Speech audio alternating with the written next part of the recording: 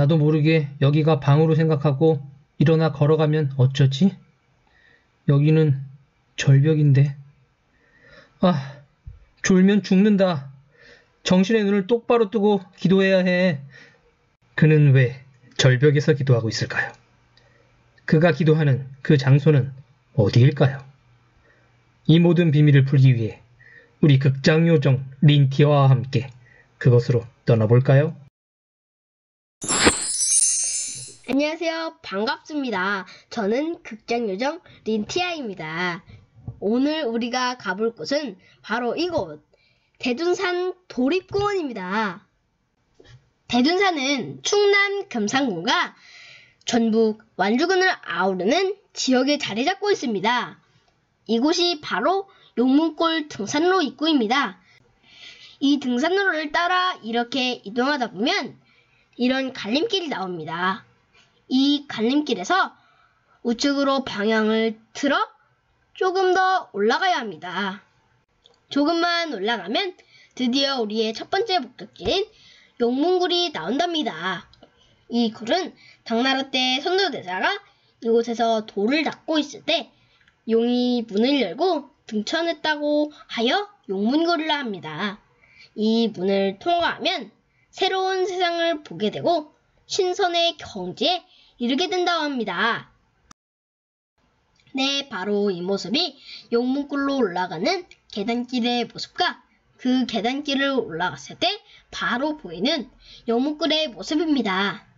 마지막 맨 오른쪽의 사진은 두 개의 좁은 문을 지나서 다시 되돌아본 용문굴의 모습입니다. 여름도 지나고 가을도 지나 인기척조차 끊어져 버린 혹독한 겨울이 대둔산 용문골 골짜기에 닥치면 물도 없고 골짜기 모두 꽁꽁 얼어붙어 버린다.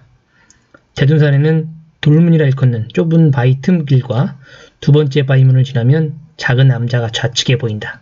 그 암자의 뜰팡을 밟으면서 우측으로 내려오다 보면 까마득한 절벽이 나오고 그곳을 지나서 20m쯤 올라가면 텐트 하나 칠만한 평지도 나오는데 이곳이 내가 대둔산이 도립공원이 되기 이전부터 기도하며 수도 생활을 한 중심지이다. 또 한 군데는 여기서 20-30m 정도 바위 절벽을 따라 돌아가면 독수리 머리같이 우뚝 솟은 봉이 나온다. 거기는 반평 정도 넓이로 혼자 앉거나 설 수 있는 공간인데 때로 바람이 세게 불 때는 위험하여 바위를 꼭 잡아야 안 날아가는 곳이다. 그 까마득한 절벽 위엔 천년이나 산 싱싱한 소나무가 나 있어 절벽을 내려다 볼 때나 오르내릴 때 현기증을 막아줘서 좀 안심이 되기도 한다.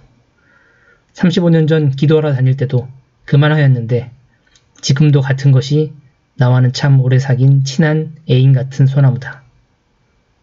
독수리 목같이 쭉 뻗어내려온 바위 절경이 끝나면서 솟은 이 봉은 꼭 독수리 머리와 같다.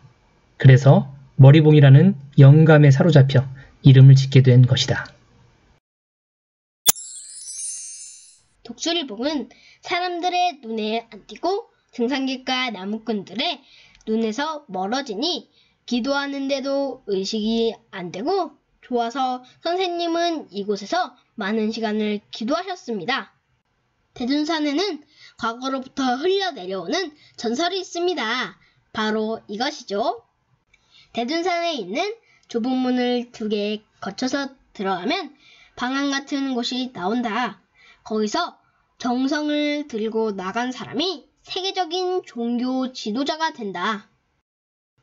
선생님이 처음에는 대둔산 용문골 칠성봉 전망대에서 주로 기도를 하다가 성령으로 인도해 주셔서 대둔산 독수리봉으로 기도 장소를 옮겼습니다. 여기는 너무 추워서 나무들의 끝이 얼어 죽었습니다. 사람이 무릎 꿇고 앉을 곳이 절벽 위에 한 자리가 있어서 선생님은 거기서 기도하셨습니다. 대둔산 독수리봉의 넓이는 한 사람이 무릎 꿇고 앉으면 더 이상 앉을 공간이 없습니다. 둘이 올라가도 위험한 장소입니다. 서로 몸길이 걸려 넘어지면 좌우가 100m 절벽이기 때문입니다. 혼자 있어도 바람 부는 날에 서 있으면 몸의 중심을 잃고 넘어집니다. 그래서 바다 전복같이 바닥에 착 붙어 앉아서 좌우 바위를 손으로 꽉 잡아야 됩니다. 나는 우연같이 이 골짜기를 오르내렸지만 지금에 생각하니 하나님의 절대적인 계획임을 깨닫게 될 뿐이다. 나의 목적으로는 그 골짜기에서 그토록 오랜 세월을 보낼 일이 없었고 절대 견딜 수가 없었다. 그리고 추워서 기도를 안 하고 그냥 내려온 날이 한 번도 없었으니 추위를 이겼다는 것인데 그것은 내가 생각해도 이해가 안 되는 35년 전의 일이다. 그 강추위를 그대로 당하였다면 분명 죽었을 것이다. 밥도 제대로 못 먹고 옷도 제대로 못 입고 거초도 없었고 옛날이 지금보다 더 춥고 여름엔 더 더웠을 것이 과학적 사실인데 정말 하나님께서 함께하여 얼어 죽지 않은 것이다. 추운 날인데 기도하거나 찬송을 하게 되면 몸이 뜨거웠고 땀도 많이 흘렸다. 나는 눈보라 북풍 한설 찬바람이 싱싱 부는 밤을 지새우기도 하고 날도 지새우며 그곳에서 하루 이틀이 아닌 젊은 나날을 보냈던 것이다. 오늘의 이 말씀을 받고 깨닫게 된 또 하나의 수도 장소였던 곳이 바로 용문골의 독수리봉이다. 하나님이 나를 이곳에서 훈련시키고 깨우쳐 주셨던 것이다. 나는 과거의 나를 알아주는 자도 없고 소망을 걸 만한 것도 없고 사랑하는 사람도 없었고 내 인생을 해결해주는 자가 그 누구도 없었다. 그래서 희망과 소망이라고는 하나도 없으니 차라리 조용한 산속에서 처박혀 명상하고 또 세상을 피해 살자. 이 누더기 옷의 못생긴 모습을 세상 어디에다 내놓고 또 누구의 도움을 받고 살랴. 마음이나 편하게 하고 살자 했다. 그렇게 살을 내이는 겨울밤을 세워 몸부림치며 기도하다 보면 아침 태양이 동쪽에서 힘차게 솟음을 보게 된다. 그러면 환희와 이상에 사로잡히게 된다. 저 태양같이 나도 인생을 살아야 될 텐데 뭘 하여야 그렇게 살 수 있을까? 완전한 태양, 뜨거운 태양, 고장나지도 않고 헝 것도 안 되는 변화무쌍한 태양. 나도 태양 같은 인생이 되게 해달라며 하나님께 기도했다.